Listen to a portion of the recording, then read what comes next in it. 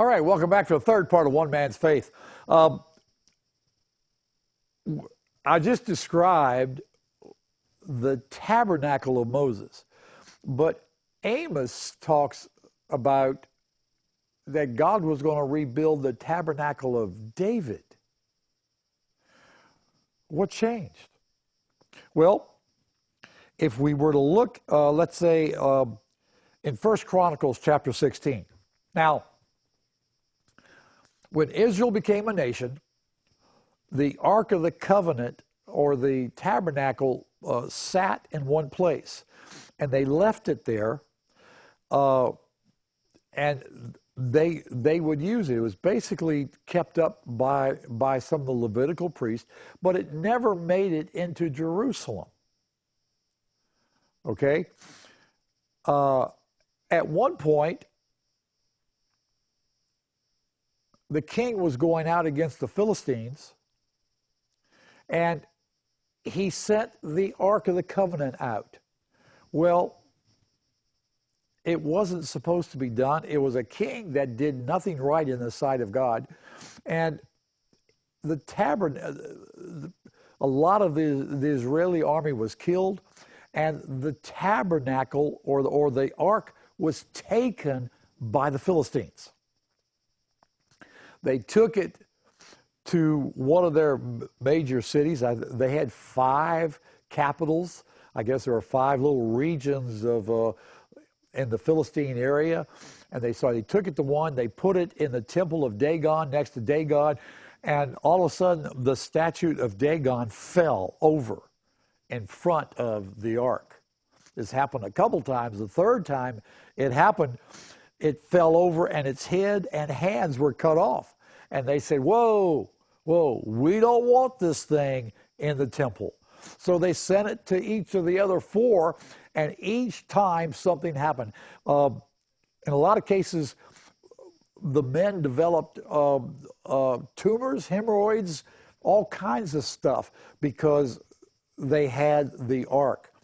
What happened was they said, hey, listen, this is beyond us. We can't keep this. What are we going to do with it? So they decided to put it on a cart pulled by 2 cows that just had calves. Now, you know the cow is not going to want to be separated from the calf. So they said, if this thing is really of a God, then it will go back to where it should. And that's exactly what it did. It left its calves, and it went back and stayed in the place, I believe it was at Obed-Edom's house or land or whatever.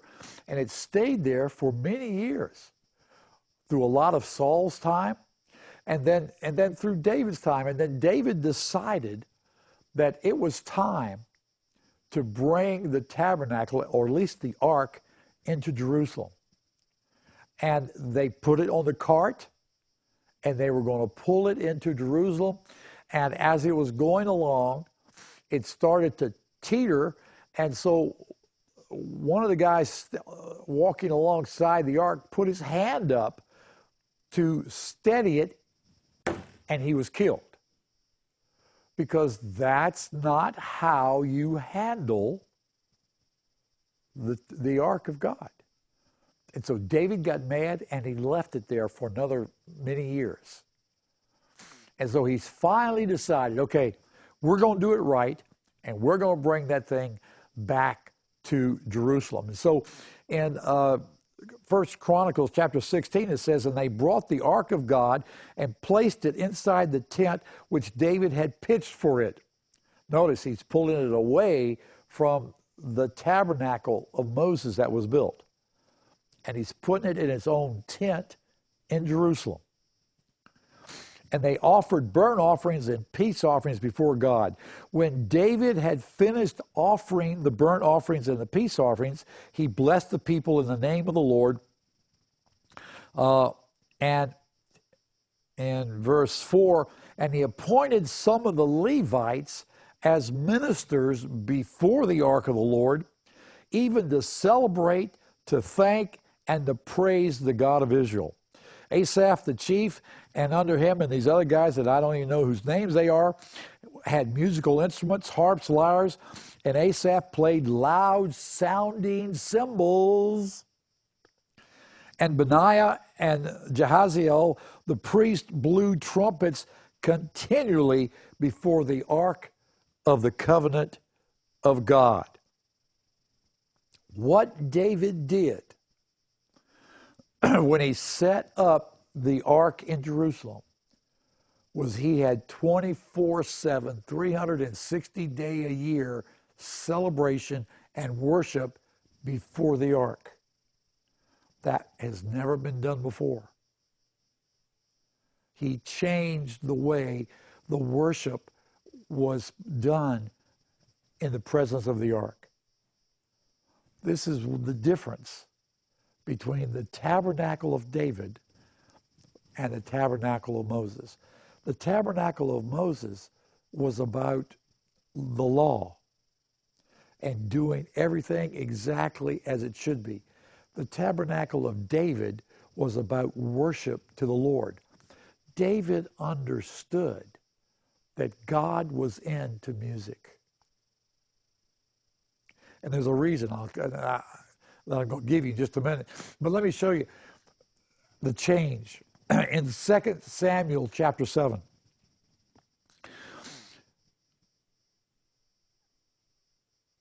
let me lead into this. David had decided he lives in a brand new home himself. God ought to have a home.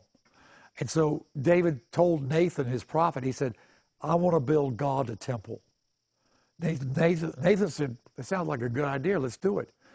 Nathan started to walk out, and God stopped him and said, Nathan, you need to go back and tell David he can't build the ark. He's just not, he's got too much blood on his hands from the wars and all. But his son will build it. And he will always have somebody on the throne of Israel. Well, when Nathan went and told David this, 1 Samuel 7 says in verse 18, and David the king went in and sat before the Lord and said, who am I, O Lord? And what is my house that you have brought me this far? And yet this was insignificant in your eyes, O Lord God, for you have spoken also of the house of your servant concerning the distant future, and this is the custom of man, O Lord. David went and sat. Listen, tabernacle of Moses and the law, you do not go and sit before the ark. There was only one person allowed once a year to go before the ark. And that was on the Day of Atonement, and that was the high priest who was bringing atonement for the nation. Now David has pulled the ark out of the tabernacle and placed it in its own tent, wants to build a temple for it, which would be a permanent tabernacle, really. But God said, no, your son will do it. And he goes before the Lord. He's not mad.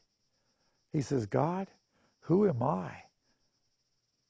What am I that you would even think this much about me? But he went and he sat before it. You see, there was a total change in the atmosphere around the ark. It wasn't like an over familiarity. It was that David saw that he could have an intimate relationship with the Lord and go and sit before the ark. That it was that important to be able to do that. The Bible seems to indicate that there are three categories of angels: worshiping angels, ministering angels, and messenger angels, ministering of servant and messengers. Okay? When the Satan fell, the Bible tells us that a third of the angels went with him. Three types: worship, messengers, and servants. Which of the three do you think went with the lead worship leader? So in other words, music before God was taken out.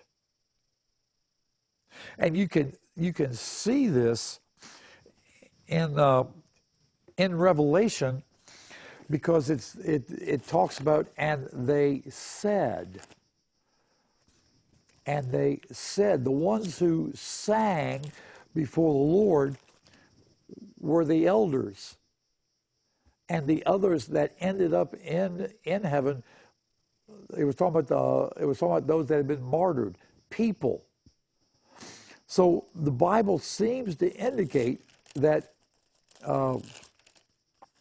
there were those that the angels said. As a matter of fact, the angels in Luke that came and talked to the shepherds said, they didn't sing to the Lord. Music was in the Satan. Now I call him the Satan because Satan is not his name. It's the name we've given him, but in the Hebrew especially, it's ha-Satan. And Satan means adversary. And so he is the adversary. His name is not Lucifer. That was a Latin term, like a transliteration of the term Satan. It's also used, well, it's more similar to the star of the morning, which we see in, I think it's Isaiah, or it could be Ezekiel. It was a term used for the Satan. But the Satan had music built into him. He was the lead worshiper.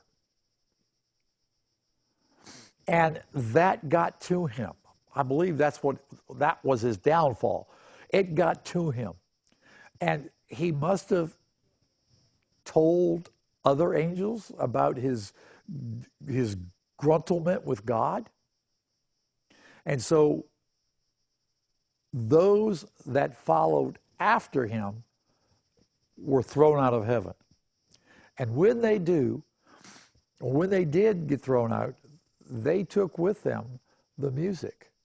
And so when David understood this, he may not have understood what I just told you, but he understood that God was into music. And so he worshiped all the time. And so with that, let me take a break, and I'll be right back.